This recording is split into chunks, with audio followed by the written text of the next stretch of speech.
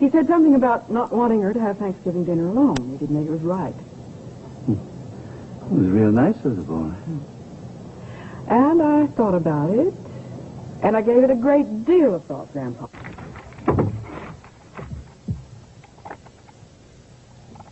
Here is a bulletin from CBS News. In Dallas, Texas, 3 shots were fired at President Kennedy's motorcade in downtown Dallas. The first reports say that President Kennedy has been seriously wounded by this shooting. More details just arrived. These details about the same as previously. President Kennedy shot today just as his motorcade left downtown Dallas. Mrs. Kennedy jumped up and grabbed Mr. Kennedy. She called, "Oh no," the motorcade sped on. United Press says that the wounds for President Kennedy perhaps could be fatal. Repeating, a bulletin from CBS News, President Kennedy has been shot by a would-be assassin in Dallas, Texas. Stay tuned to CBS News for further details.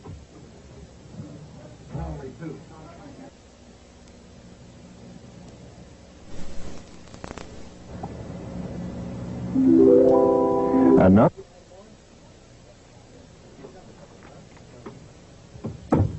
Here is a bulletin from CBS News. Further details on an assassination attempt against President Kennedy in Dallas, Texas. President Kennedy was shot as he drove from Dallas Airport to downtown Dallas. Governor Connally of Texas in the car with him was also shot.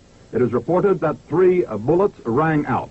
A Secret Service man was heard to shout from the car, "He's dead." Whether he referred to President Kennedy or not is not yet known. The president, cradled in the arms of his wife, Mrs. Kennedy, was carried to an ambulance and the car rushed to Parkland Hospital outside Dallas. The president was taken to an emergency room in the hospital.